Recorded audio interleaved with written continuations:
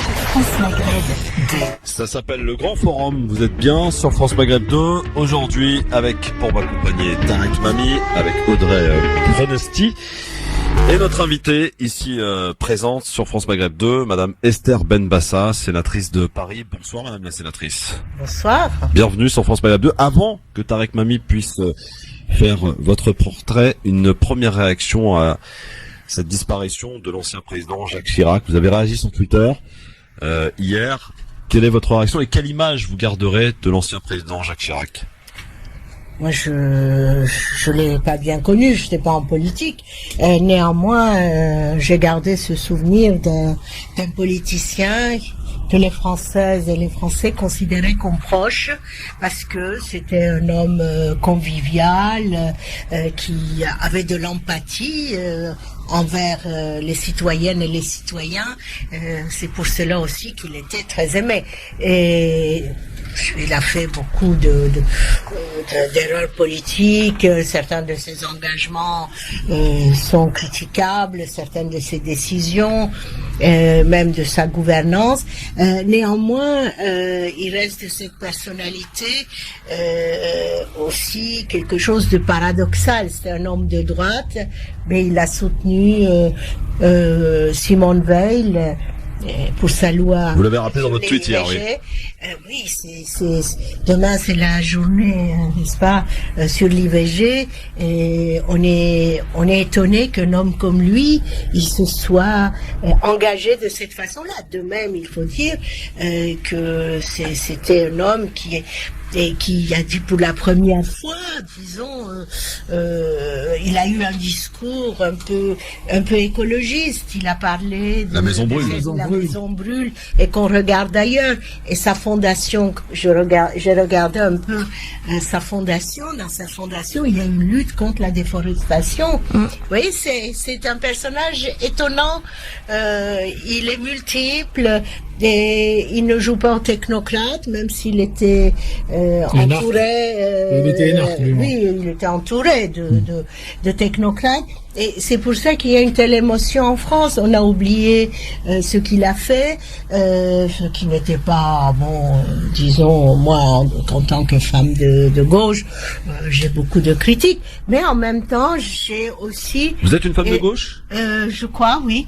Et j'ai le respect sur son attitude à l'endroit de la guerre d'Irak. Il a dit non à la guerre d'Irak. En 2003, on s'en souvient effectivement, c'est ce qui est à chaque fois relevé dans cette presse qui est unanime en tout cas pour rendre hommage à l'ex-président Chirac. Tarek Mami, portrait de Madame Benbassa, ici notre invitée. Bonjour madame. Bonjour monsieur. Bienvenue sur les ondes de France Maghreb 2. Vous êtes né à Istanbul en Turquie, où vous avez vécu un peu. À l'âge de 15 ans. Oui, vous avez vécu en Israël aussi. Et vous êtes arrivé en France en 1972 et obtenu la nationalité en 74, c'est-à-dire 2 ans. Ça a été vite pour obtenir la nationalité française, dites donc. Oui, mais à l'époque, c'était moins problématique qu'aujourd'hui. Et je me suis mariée avec un Français. Ah, ça aide beaucoup, effectivement. Ah, je l'ai pas fait pour avoir la nationalité. Ah, bah, ça On n'a pas dit ça. On n'a pas dit ça. À cet âge, on est encore pas très opportuniste. C'est vrai. Aujourd'hui, vous êtes donc trinationale, turque, israélienne et française, et membre de groupes d'amitié France-Turquie, France-Israël, France-Palestine. Vous vous dites athée. Comment on fait pour vivre avec tout ça? J'ai l'air de vivre bien. Oui.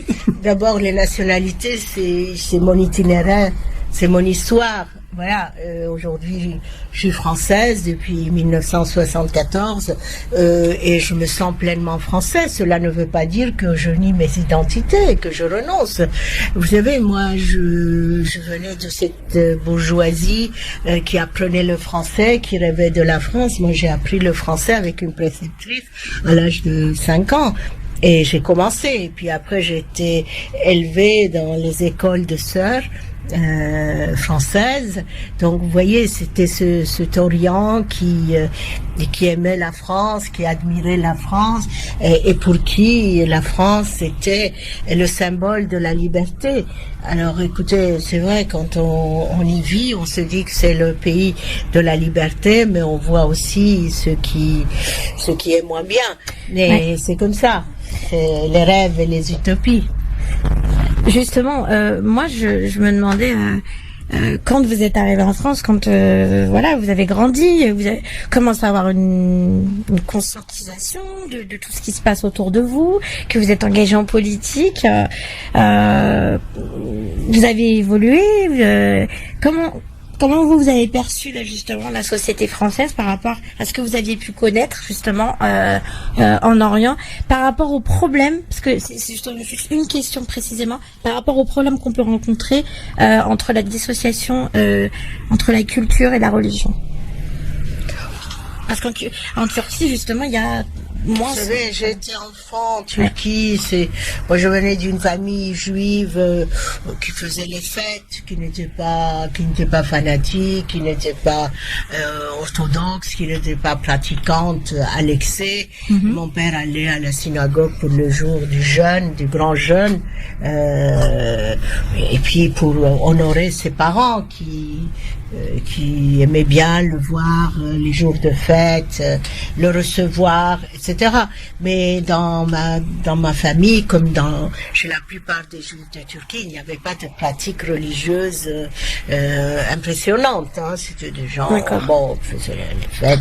Bon, écoutez, moi je suis venue en France parce que j'étais une très bonne élève et que j'ai eu 2 bourses et j'ai choisi la France. Ça n'a pas été facile parce que mes amis qui sont partis en Amérique ont réussi 10 ans avant moi, ayant le même bagage culturel. Mais moi, vous voyez, c'est révélateur ce que vous dites. Oui, c'est parce que un étranger, une étrangère en France, même si elle vient avec ses diplômes, même si elle parle la langue, même si elle vient avec ses diplômes, moi j'ai jamais abusé pour étudier. Je suis venue, j'avais une bourse. Bon, après j'ai fait un doctorat, d'accord. Enfin, je n'ai pas coûté très cher à la France, mais le choc a été surtout pour moi. C'était pas culturel, c'était un choc dans la vie quotidienne. J'étais vue comme étrangère au Crous, cette organisation qui s'occupe des étudiants. Oui. Et je mangeais qu'avec des étrangers. Il y avait pas mal de latino-américains à l'époque. C'était la grande vague. Ils venaient étudier. J'étais avec eux, avec elles. Les Français ne s'approchaient pas de nous, ne nous parlaient pas. Et puis moi, je viens de cet Orient où tout le monde se parle. Et j'étais un peu étonnée. Je disais, mais comment? Pourquoi ils sont comme ça? Je connais leur civilisation, je peux citer Victor Hugo par cœur, et pas toute l'œuvre, mais les citations, bien sûr. Mais je ne comprenais pas. Puis après, j'ai appris les codes. C'est une société avec beaucoup de codes. Et moi, après, j'ai eu l'expérience américaine. J'ai enseigné, fait des conférences, on m'a traduit les livres, on a traduit mes livres en anglais, etc. La société américaine est différente. Je dis pas qu'elle est meilleure, mais les codes peuvent être, il y a des codes, bien sûr, mais les codes peuvent être transgressés. À savoir, un Mexicain qui se met une casquette et des baskets, il met le drapeau américain sur son balcon. Et il se dit, je suis américain. Ici, tu peux mettre la plus belle robe que tu veux, et tout ce que tu veux, même si tu sais utiliser l'argenterie à table, et tu n'es jamais tout à fait. Et moi, j'ai gardé mon accent. Finalement, c'était un accent. Et ça vous va plutôt bien, madame Benbassa. Alors moi, j'ai une question précise, pardon. Je vais pas terminer mes questions intimes. Il en reste 2. Ah, très bien. Oh là là. Ça va vite. Non, mais parce qu'on veut vous faire découvrir à nos auditeurs, à nos auditrices. Voilà. Alors, vous êtes enseignante, sénatrice, écrivaine. J'ai vu la liste des livres que vous avez publiés, notamment sur Wikipédia. Je suis tenté de vous dire, quand est-ce que vous dormez? Où est-ce que vous écrivez en dormant? Non, mais j'ai eu une carrière universitaire. J'ai eu un poste au CNRS comme directrice à 40 ans. Vous voyez le retard que j'ai pris. Et pourtant, j'avais déjà 2 doctorats, etc., etc. J'ai été enseignante dans le secondaire, d'abord, puisque j'avais passé des concours et j'enseignais dans le secondaire. Et après, j'ai eu une chaire à la Sorbonne. Mais enfin, quand j'étais jeune, je faisais de la politique avec les étudiants, etc. Mais si vous voulez, moi, je suis entrée en politique très tard, à 61 ans. En 2010, les Europe Écologie Les Verts est venu me chercher parce que j'avais une association qui s'appelait le Paris du Vivre Ensemble, où je faisais beaucoup d'actions dans les quartiers, etc. Donc moi, je suis tombée dans la marmite politique très tard et j'ai continué à être enseignante. Et puis je suis partie à la retraite il y a 1 an, mais je continue à suivre mes étudiants puisque je vais enseigner 1 fois par semaine parce que j'ai encore des étudiants en doctorat qui n'ont pas fini leur doctorat. Mais vous savez, j'arrive à dormir. Je suis une hyperactive d'abord, j'ai beaucoup d'énergie et je fais beaucoup de choses. Je suis très très souvent sur le terrain, je défends des causes, je suis dans la rue avec nos concitoyens et concitoyennes, j'ai suivi plus de 30 semaines les Gilets jaunes, voilà, je soutiens la cause palestinienne. Justement, vous avez écrit un livre Israël-Palestine en 2010. Oui. 10 ans après, on a l'impression que cette, je trouve pas le mot, mais cette question, on pourrait parler de la question palestinienne aujourd'hui, comme on parlait de la question juive au début du siècle, que cette question n'avance pas, stagne, voire elle recule. Oui, je crois. Moi, j'ai connu en Israël, quand j'étais plus jeune, beaucoup de progressistes qui étaient pour l'État palestinien indépendant, 2 États côte à côte, et aujourd'hui le nombre de progressistes en Israël ne fait que baisser, et en France, il faut dire que c'est même plus difficile qu'en Israël de défendre la cause palestinienne. Pourquoi ? C'est difficile parce qu'il y a un attachement à Israël très profond. Parce que aujourd'hui la communauté, enfin moi j'ai pas honte d'appeler les communautés. La communauté, c'est pas tout le monde se met ensemble le lundi, mardi, mercredi. Non, la communauté est un concept abstrait, mais qui signifie quand même que des gens ayant les mêmes origines, etc., se mettent ensemble. On peut dire ça des gays aussi. Ils se retrouvent dans les cafés ensemble, il y a une communauté gay, il y a une communauté lesbienne, etc. Mais enfin, nos dirigeants en font beaucoup sur cette question parce que ils pensent que tous les musulmans sont ensemble à Barbès, au milieu de la rue, tous ensemble. Non, la communauté est un lien qui permet aux gens à certains moments de leur vie de continuer à garder leur identité tout en étant des Français et des Françaises, bien sûr. Et bon, écoutez, une fois tout cela dit, je dirais que c'est une communauté qui vient de terre d'islam, parce que la majorité aujourd'hui, ce sont des Juifs venus du Maghreb, et un peu d'Égypte, et que il y a cette peur un jour d'avoir à subir ce qu'ils ont subi dans le Maghreb, même si les Juifs sont partis sans être expulsés.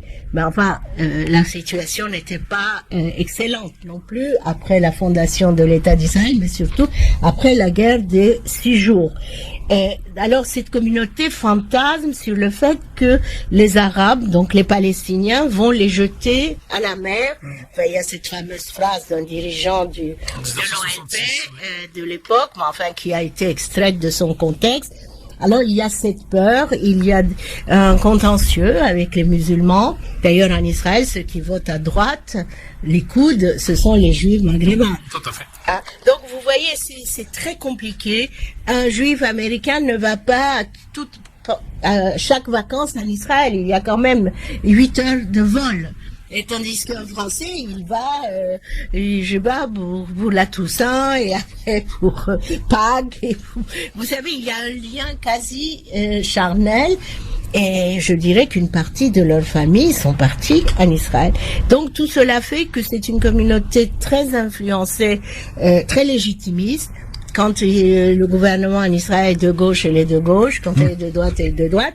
Et Et ça fait que c'est un réservoir de juifs. Vous savez, c'est le plus grand réservoir de juifs en Europe. Hein. Et alors, Monsieur Netanyahou vient souvent instrumentaliser les institutions juives, etc., pour les orienter vers une émigration en Israël.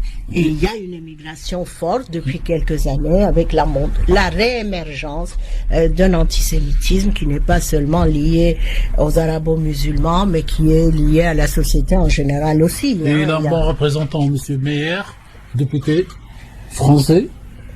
Oui, il fait ce qu'il veut. Moi, vous avez alors, vu, moi, question, je suis dans les deux groupes d'amitié. Alors, moi, question. Je suis pour qu'Israël existe, mais je suis pour qu'il y ait un État palestinien. Dernière question, et vous avez utilisé tout à l'heure le mot expulsion. Alors, je dirais, ensemble, vous êtes une ovni qui mixe la vie d'une femme politique et d'une intellectuelle. Vous auriez pu vous trouver et trouver votre place dans l'Espagne musulmane, dans laquelle on dit que les trois religions cohabitaient plus ou moins heureusement. Cette Espagne dans laquelle la controverse était plutôt un art que des tweets d'insultes tels que nous les vivons aujourd'hui. Écoutez, je suis, comme vous le savez, peut-être vous ne l'avez pas lu sur Wikipédia, et je suis descendante des expulsés d'Espagne. C'est 1492. C'est pour ça que je fais référence à cette Espagne mythique. Voilà, et je parlais cet espagnol avec ma mère jusqu'à sa mort il y a quelques années. Donc nous avons grandi dans cette culture espagnole. C'est pour ça d'ailleurs que nous étions pas très pratiquants. On était des gens ouverts dans nos maisons. On recevait des musulmans, enfin ma famille recevait des musulmans, des Grecs. Nous connaissions le temps religieux, à savoir la ville sentait la brioche parce que c'était la Pâque chrétienne et que c'était Ramadan, on avait l'odeur du pain de Ramadan qui montait dans les maisons et tout le monde disait ah oui, il faut qu'on rende visite à nos voisins et ainsi de suite. Donc vous voyez, on nous a élevés dans des écoles chrétiennes quand même, hein. Non mais c'est vrai. Par sécurité. Non, pas du tout, parce que on avait je dirais pas que c'est l'Espagne mythique, je ne crois pas en tant qu'historienne au mythe, mais le mythe fait vivre. Alors nous avions cette ouverture et nous parlions beaucoup de langues. Vous savez, parler des langues étrangères, c'est des ouvertures vers le monde. Moi, vous savez, j'aurais pu vivre dans cette Espagne. Je me serais sentie très bien parce que moi, je sais pas, j'arrive pas à être raciste. Parfois, je me mets devant mon bureau, je dis mais comment est-ce qu'on peut devenir raciste? Je ne comprends pas qu'on puisse rejeter les autres. Et c'est pour ça que je me bats pour les migrants. Vous savez, je fais plein de choses parce que je pense que la France va mal. Voilà. Justement, je fais une dernière question qui me brûle les lèvres. Enfin, c'est une question toute simple, mais c'est pour essayer de comprendre, parce que moi je vous écoute avec attention depuis tout à l'heure, comme tout le monde d'ailleurs. Vous disiez que vous étiez sympathisante de la communauté israélienne et de la communauté palestinienne. Pas sympathisante. Active. Bon. Pardonnez-moi, mais... Ah oui, sympathisant. Et va pas fâcher Esther Benbassa. J'ai de la sympathie pour Je n'oserais pas. Bref, ce que je voulais dire, c'est que justement, sur le terrain, tout à l'heure, vous disiez que vous étiez une femme de gauche, avec des idées de gauche, et effectivement, pour L'Europe Écologie Les Verts sont à gauche, on l'aura bien noté. Mais justement, je voulais savoir... Qu'est-ce qui avait vous motivé le choix de vous investir dans Europe Écologie Les Verts quand vous avez commencé? Quoi. Exactement. Ça m'intéresserait de le savoir. Ça m'intéresserait de le savoir. Qui est venu me chercher en 2010 et pas les socialistes. Mais moi, vous savez, C'est la seule raison. Non. C'est intéressant. Je vais un peu au-delà de tout ça quand même. Bien sûr. D'abord, ça m'est égal qu'on appelle gauche, extrême gauche, etc. Moi, d'accord. Vous savez, j'ai les principes de gauche basiques. Hein? Voilà. À savoir, moi, je suis non productiviste économiquement. Je suis contre le consumérisme. Je suis pour un marché pas productiviste, mais une régulation de l'économie, de marché. Moi, j'ai des causes que je défends. Je suis écologiste. Je suis contre le réchauffement climatique. Toute la semaine, j'ai été au Sénat. Je me suis battue avec mes collègues pour la loi sur l'économie circulaire et contre le gaspillage. J'ai même fait passer des amendements. Je suis une écologiste, mais en même temps, pour moi, il n'y a pas d'écologie sans justice sociale. Moi, je suis pour l'écologie populaire parce que on ne peut pas seulement s'adresser à une minorité qui veut manger bio et qui est très consciente de l'environnement, très consciente des dégâts du réchauffement et de la biodiversité qui se dégrade.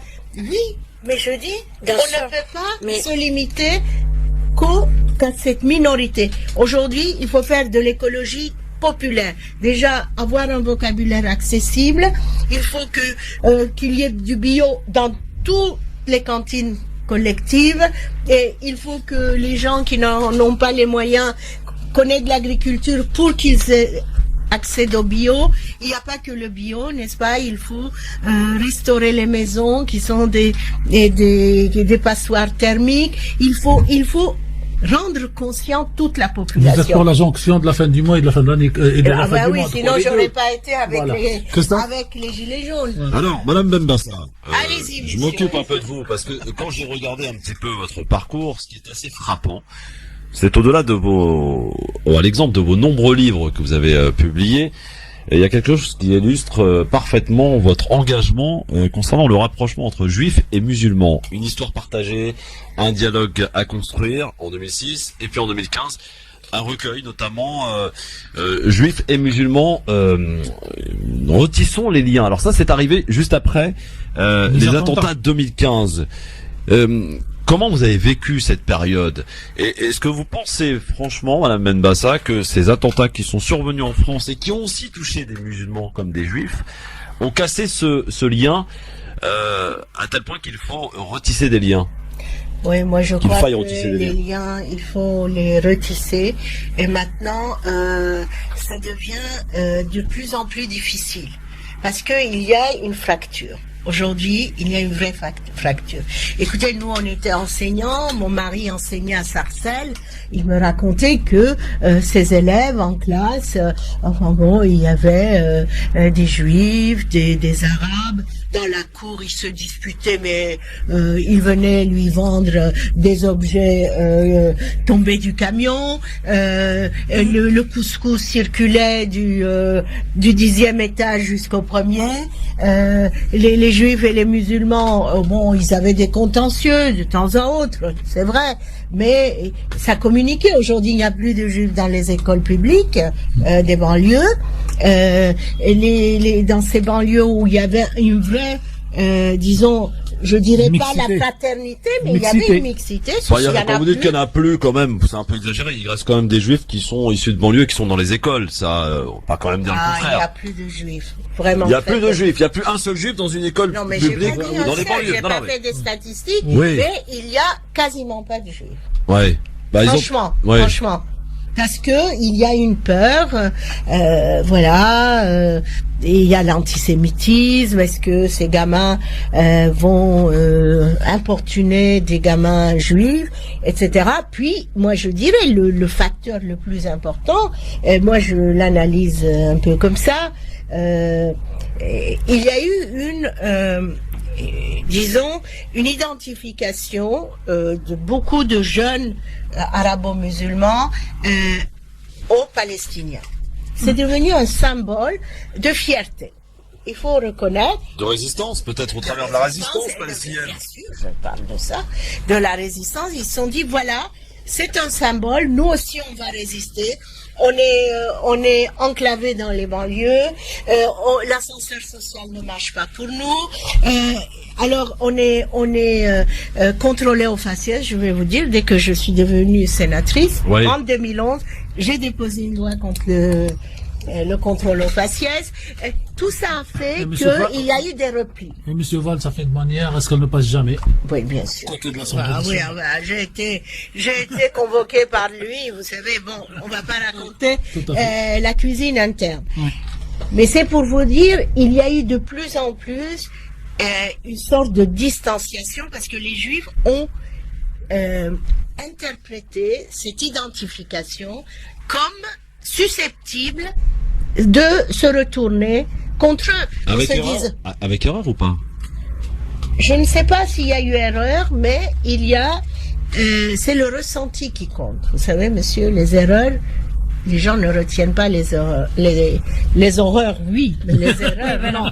Alors, il y a eu ce ressenti, il y a eu quand même une sorte de rejet des Juifs aussi dans les milieux arabo-musulmans aussi, parce que chacun s'est replié dans son camp. C'est la fameuse importation du conflit du Moyen-Orient Mais bien en sûr. France, avec donc des défenseurs de deux côtés. Voilà, après la seconde intifada, il y a eu une vraie fracture, et je peux vous dire que maintenant, la fracture est physique.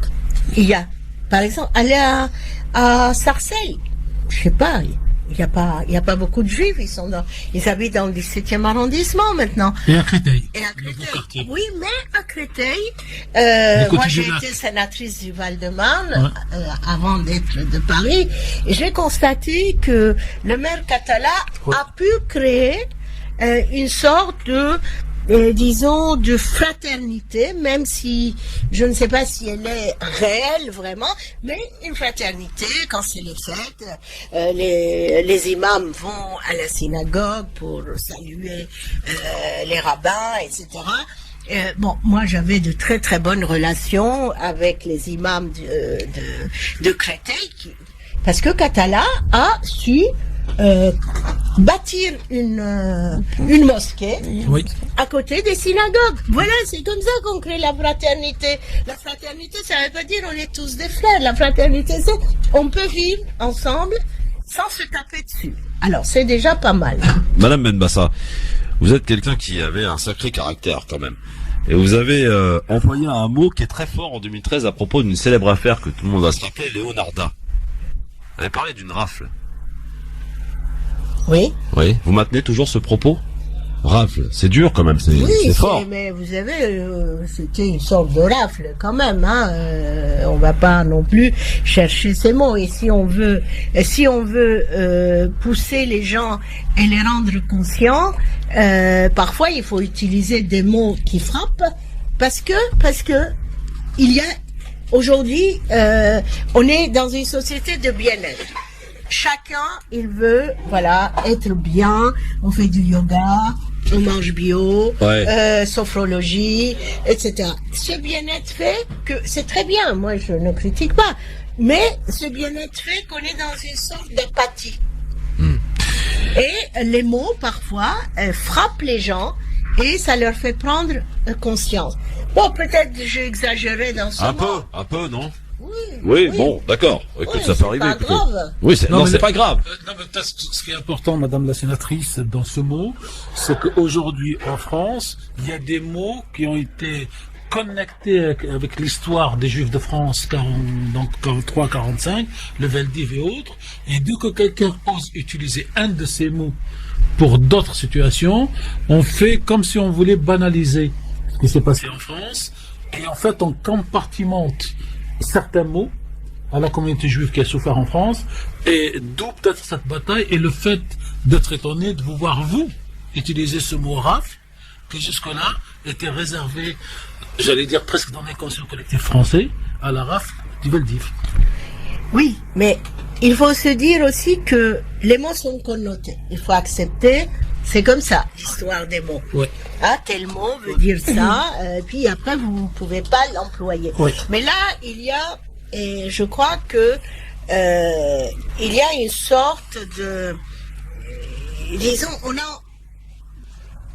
a l'impression qu'il faut arrêter. Il y a eu une culpabilisation des Français, et après la Shoah, heureusement, on n'a pas utilisé certains thèmes antisémites, etc. D'accord. Mais alors, vous savez, tout ça a été enfoui et je ne vais pas dire que ça a disparu. Toutefois, il n'est pas inutile parfois de faire des comparaisons. Il faut faire des comparaisons. Moi, je vais dire, aujourd'hui, moi je suis en même temps historienne, franchement. Oui. Alors aujourd'hui, moi j'aimerais pas être musulman en France. Je vais vous dire pourquoi, parce que chaque jour, je me poserai la question, qu'est-ce qui va m'arriver demain? Alors quand c'est pas le voile, c'est autre chose, c'est le burkini. Quand c'est pas le burkini, c'est les vêtements pudiques. Quand c'est pas les vêtements pudiques, c'est autre chose. Ça n'arrête pas. Et moi je comparais, je dirais c'est pas la même situation, mais à la fin du 19e siècle et dans les années 20, il valait mieux ne pas être juif. Oui. Parce que on se disait toujours, mais qu'est-ce qu'il va arriver? À quoi on sera confronté? Il y a en France une sorte d'inconscient qui fait que ça revient. Les minorités, elles sont prises comme cible. Écoutez, je ne vais pas dire qu'il y a un racisme d'État. Ça, il n'y a pas de racisme d'État.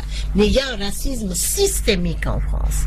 À savoir, il est au niveau il n'est pas institué, mais il est dans les différentes strates du corps d'État, etc. Mais l'État n'est pas raciste. Moi, je n'ai jamais entendu un mot de Macron, et pourtant je suis contre sa politique, attaquant les Juifs, ou les Arabes, ou les musulmans. Là-dessus, on ne peut pas le dire. Mais les minorités en France, quand elles ne sont pas chrétiennes, subissent le rejet de certaines tranches de la population. Et je vais vous dire que surtout pour les arabo-musulmans, il y a l'abcès de la décolonisation. La France, est-ce qu'elle a bien digéré cet abcès pour le crever? Est-ce qu'elle a bien digéré la décolonisation? Je dirais non. Et puis on a encore une continuation de l'idée que le colonisait, donc Madame Benbassa. Non, pas d'autres questions, Tarek Mami.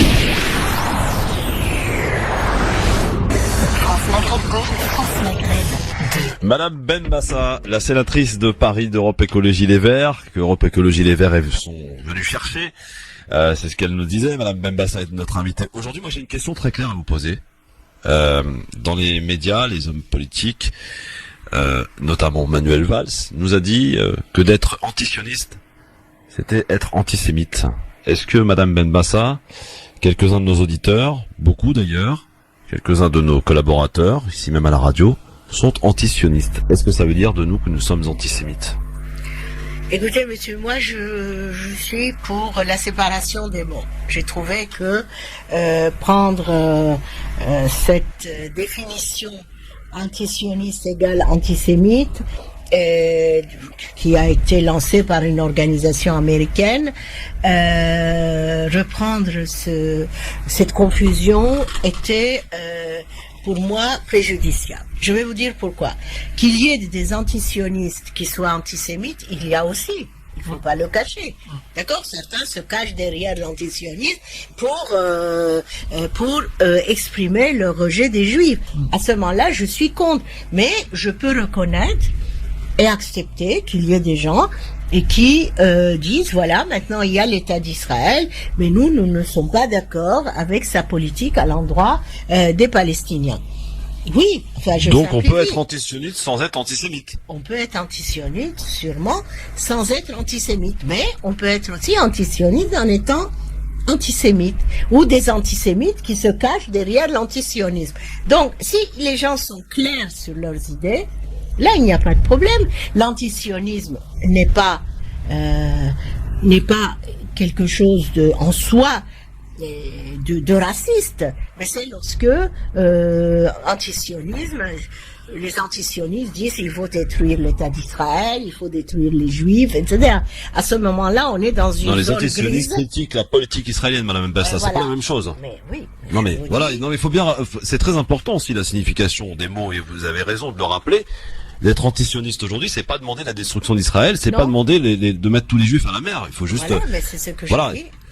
c'est très important de le rappeler Oui, parce que mais justement tout à ça fait. permet ce distinguo aujourd'hui qui est fait et limite aujourd'hui en France on est en train de nous dire que ça va être pénalement punissable d'être antisioniste et ça devient un problème. Oui, mais c'est pour ça que j'ai parlé du problème de la confusion des gens. Oui. Mais je n'ai pas dit non plus qu'il n'y a pas d'antisionistes qui sont antisémites. Tarek Moi, Mami. j'en connais aussi. Oui. J'ai terminé, vous avez répondu à la question. Peut-être un dernier mot. Madame Esther Benbassa, sénatrice de Paris, invitée aujourd'hui du LGF de France Maghreb 2. Écoutez, merci de m'avoir invité. C'était agréable. On a parlé sans tabou sur de nombreuses questions. Et encore vous Et il n'avez faut rien vu. continuer. Vous pouvez revenir. Hein. Vous pouvez Ah, revenir parce que vous il avez faut rien vu. continuer la discussion. Oui. Et je pense qu'on peut avancer. On ne peut pas changer le monde avec les mots, mais on peut faire bouger les choses avec des mots. Essayer de Et faire bouger utilisons les mots. consciences, bien sûr, mais bien Voilà. sûr. Merci. Merci Madame Benbassa en tout cas Merci, d'être venue merci ici à vous. répondre à nos questions et à très très bientôt. 10 secondes. Merci à vous. Merci Audrey Pronesti, merci Tarek Mami et encore merci à Madame Benbassa, sénatrice de Paris, d'être Merci venue à nous voir. Vous allez vous représenter pour un troisième mandat? Ah non, ça va. Non, ça y est, vous arrêtez. C'est bon. Alors, Si, c'est bon. jusqu'à 2023, si j'ai bien compté. Oui, mais j'ai encore 4 ans, laissez-moi finir ça. Très bien. Chaque chose en son temps. Et D'autres un livres petit- à sortir, d'autres écritures. Je vous dirai quand ça sortira. et sinon, Yannick Jadot, en tant que patron des Verts, vous trouvez que c'est un bon patron? Avec le score aux européennes? Des Verts, il s'est présenté aux élections, il a conduit sa liste, il est sorti victorieux, 13,56% n'est pas mal, même bien dans la Troisième partie de France aujourd'hui. troisième partie de France, mais il faut être modeste et il faut continuer à labourer le terrain. Exact. Et il n'est pas le patron, à ce que je sache, de LV. Très bien. Madame Benbassa, merci beaucoup Merci. pour votre franchise. Et à très bientôt.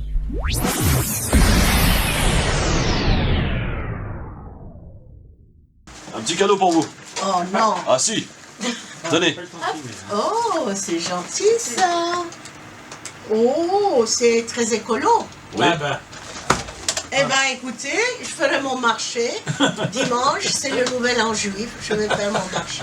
Et ben voilà. Bonne année par avance. Allez, monsieur, portez-vous bien. Il est très beau.